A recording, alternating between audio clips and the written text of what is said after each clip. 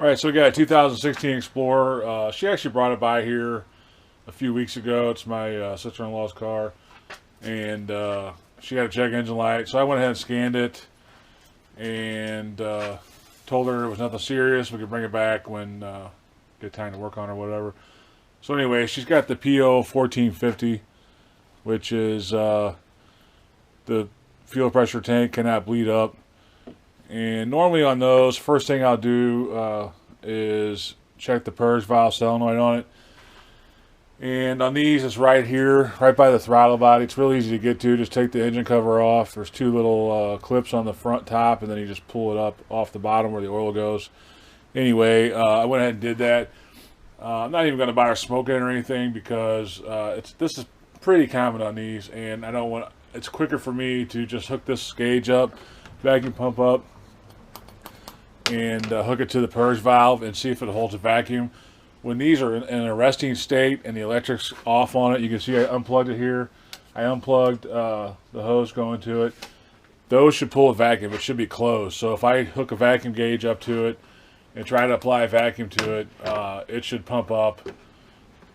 You know, you pump it up to 10 or 15 and let it sit there and see if it bleeds down, or if it doesn't bleed up at all, then that valve is open. If that's the case, then the valve is bad because it needs to be closed when it's at a resting state.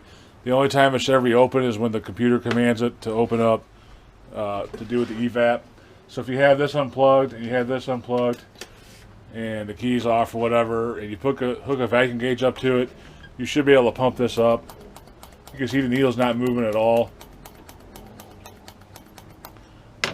So there's no vacuum being applied there, so we need a new purge valve. So you can see there, that's much quicker than trying to smoke it out or go through all that. I mean, we do have a smoke machine, but with this being such a common thing on these, there's no, it's quicker just to do this. Now, if you don't have a vacuum pump or whatever, and this has got a pretty big outlet on it or inlet on it, so I had to modify my hose a little bit to make it work. But if you don't have a vacuum gauge, you can always unplug it, unbolt it, two 10mm bolts, I believe, pull it out, and then try to blow through that valve, and it should blow through. If it's bad, it'll blow through, and you should be able to get air on the other side. Now, if you don't get air on the other side, if you blow through, then the valve may be good, and you're looking at something else. But anyway, I'll remove that real quick, and then we'll try that too.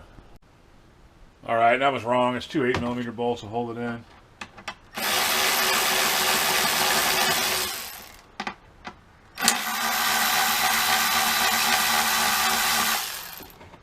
And it should pull out. Once you unplug your tab, it's just a black tab. Just pull down on that, pull it out. And this, I kind of just grab the two ends and kind of push them in. It comes out. So we're just going to pull this up. And I still got my vacuum hose hooked to it. So you're just going to blow through this end right here and see if any air comes out. And we're getting a lot of air coming out through there. So this valve should be closed and it's not. So anyway, we're going to go ahead and replace this valve, and then we'll do an evap test and make sure everything's good on it. Alright, so I got this thing off the car. I can show you. I put a little adapter on my pump here. Still not the greatest, but you can see here we're not getting any. Still can't pump it up. I got the new one here that came in. And you'll notice that the gauge does go down a little bit. It won't hold it because I don't have the greatest connection here. You can see there, it's pumping up. Now that should hold as long as you need it to hold. The reason why it's not is because I'm just jamming this kind of in there. It's not a real good seal on it like it should be. This is actually an adapter on an adapter. So anyway, just because this hole's so big, it's hard to find a hose that will fit with this pump and be able to pump it up. But like I said, you can see the old one here. If I jam it in here the same way, we get nothing. So this valve is open, and that means it's no good. So anyway, we'll just pop this back in, and it should only take a minute. And then we'll clear the code and maybe look at the monitor and see what the evap's saying on it. And luckily on these, they're pretty easy to get to. Like on the Focuses, some of the other Fords, you got to replace the whole line. It's kind of a pain, but these are pretty simple. So thankfully, and it's right here on top of the engine, which is nice too. We don't always get that lucky with these.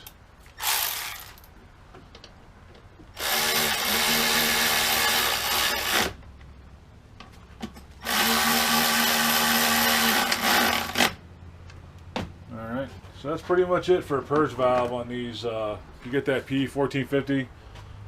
All you're looking at normally is this. I mean, you could have other problems. There could be a crack in the line. You could have a crack at the purge canister. You could also have a seal. Now this is a capless gas tank, so it doesn't have a cap. It's got that rubber flap that comes back, or that steel flap that comes back up. Sometimes those can get dirt around them, and the flap doesn't close all the way. I've seen that before. So there's different issues, but this is by far one of the most common. It's a pretty common failure on these.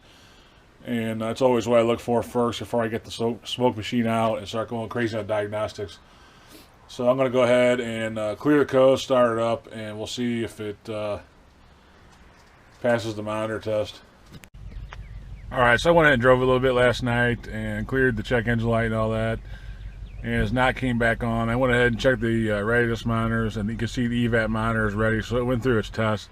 Sometimes you can do a special function and get it to do the test on its own, you know, force it to do it. It doesn't have that available on this version of the launch, or in this version of the car, or whatever software. So I wasn't able to force it to do the test. And anyway, so I just went in and looked at the readiness monitors and